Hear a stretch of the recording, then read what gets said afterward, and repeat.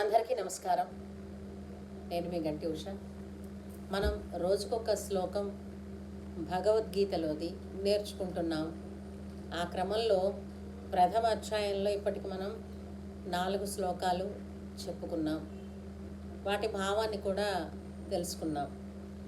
ఎందుకు ఇంత తక్కువ సమయంలోనే 3 నిమిషాలలోనే మనం చేస్తున్నాము అని అంటే, అది అంతమందికి కూడా అంటే ఇప్పుడు సమయాభావం అని ప్రతి వాళ్ళు అనుకుంటారు కదా, అంటే ఓపిక తక్కువ, తొందరగా ఏముందో తెలిసేసుకోవాలి, ఎక్కువసేపు వీడియోలో స్టే అవ్వలేమని. అందుకని ఇట్లాగా షార్ట్స్ రూపంలో ఒక్కొక్క శ్లోకం చేసుకుంటే మీకు ఎప్పుడు తీర్పాటు ఉంటుందో అప్పుడు శుభ్రంగా ఇది ఎన్నిసార్లు అంటే అన్నిసార్లు రిపీట్ అవుతూ ఉంటుంది. దానంతట అదే మీరు మార్చనంత వరకు. కాబట్టి మీరు అలా వినవచ్చు, నేర్చుకోవచ్చు అన్నటువంటి సంకల్పంతో షార్ట్స్ రూపంలోనే చేస్తున్నాను, గమనించగలరు.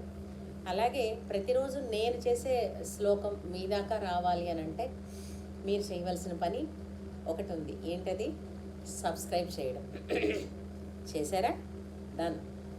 సరే, ప్రథమ అధ్యాయంలో ఈరోజు మనం 5వ శ్లోకం తెలుసుకుందాం. దృష్టకేతుశ్చైకితానః కాశీరాజశ్చ వీర్యవాన్ పురుజిత్ కుంతి భోజశ్చ శైవ్యశ్చ నరపుంగవః. అసలు ఇక్కడ అర్థం ఏంటంటే వీళ్ళందరూ అక్కడ ఉన్నటువంటి యోధుల పేర్లు. దృష్టకేతు అనేటువంటి వాడు, చేకితానుడు అనేటువంటి వాడు, కాశీరాజు, పురుజిత్తు, కుంతిభోజుడు, శైవ్యుడు, ఇలాంటి బల పరాక్రమవంతులందరూ కూడా పాండవుల వైపున ఉన్నారు, చూశారా అని మనం మొదట చెప్పుకున్నట్టుగా దుర్యోధనుడు ఆచార్యముపసంగమ్య రాజా వచనమబ్రవీత్ అని ఉంది, చూసారా? అలాగా ఆచార్యుడి దగ్గరికి వెళ్ళినటువంటి దుర్యోధనుడు ఈ మాటలన్నీ మాట్లాడుతున్నాడు. మనకేంటంటే 3వ శ్లోకం, 4వ శ్లోకం, 5వ శ్లోకంలో కూడా ఆయన ఏం చెప్తున్నాడంటే ఇదే. దృష్టకేతుశ్చేకితానః కాశీరాజస్య వీర్యవాన్ పురుజిత్ కుంతి భోజశ్చ శైవ్యశ్చ నరపుంగవః. ఇక్కడ మనకి కత్తెర సాకి షాకి తేడా తెలుసుకోవాలండి.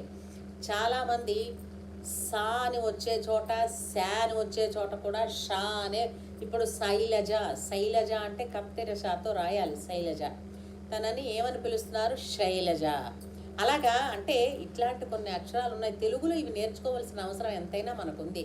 కాబట్టి ఇక్కడ శైవ్యశ్చ నరపుంగవః. మళ్ళో శ్లోకం మరోసారి.